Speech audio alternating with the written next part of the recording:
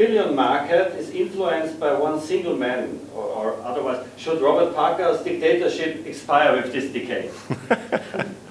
Well, I do not think wine is digital. So I don't like the numbers, 92, 89. I think that the most important part of whether it's Parker or others is the verbal description of the wine. I think it's unfortunate that whether it's Parker or other wine critics, that people see a number and they go in and this has a 94, I want a bottle.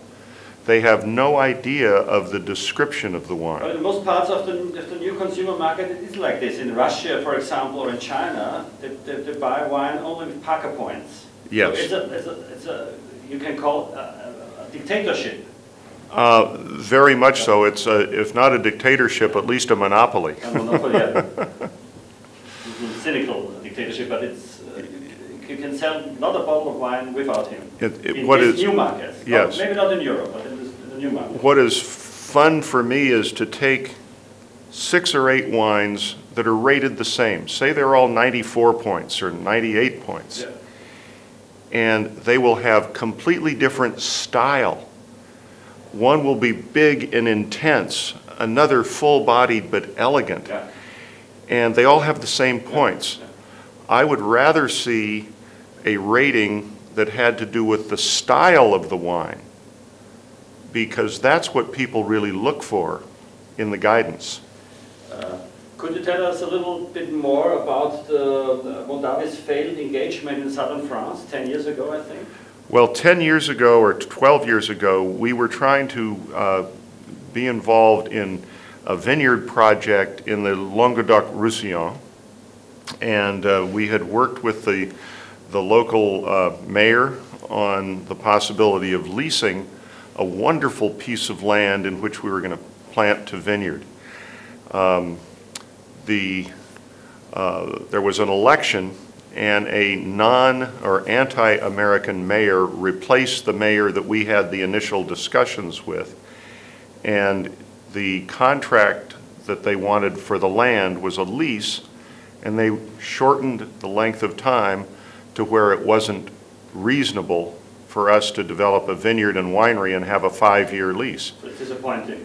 And so they essentially said, we do not want you here. And my attitude was, if people don't want us in the neighborhood, we shouldn't be there. Okay. Sure. And there are many other beautiful places in the world to grow quality grapes, and we'll go where we're welcomed, not where we're not invited. Yeah, sure. And is Europe out of space since then, this years, for Mondavi or for you? Well, not really. I think that there are some wonderful areas in Europe for growing grapes and making wine, and there are some new emerging areas. You don't just have to stay in the traditional old areas. What is a new area, interesting area for you? Well, for example, some of the non-elite areas in Bordeaux where the garages producers are making some wonderful wines.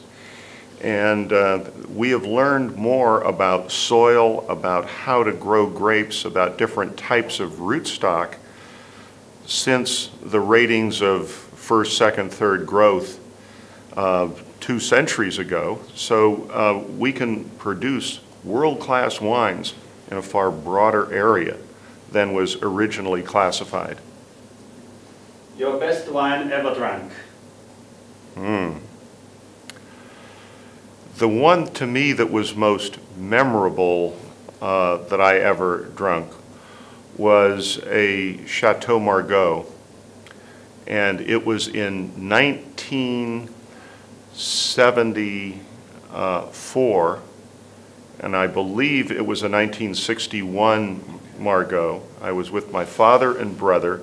We were at the chateau, and I tasted that wine, and I went, oh my God, here is, something very special. And it's something I've always had in the back of my palate to try to produce a wine equal to that memory. And I doubt if I ever will, because a memory of your favorite thing is hard to surpass, but that is still my goal. And a wine you want to drink and never drank? A wine I would like to drink and have never drunk. Maybe one of the wines that Thomas Jefferson had produced in his vineyard. He was one of our original presidents. He was a real wine lover. He was very involved in growing grapes and making wines. And there are a couple of bottles left in the world, but they're so old, they're a great antique and not a beverage. But it would have, if I could go back on a time machine and taste one of those wines, it would be very exciting. Thank you.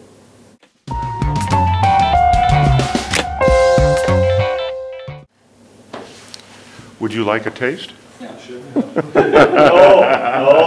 no.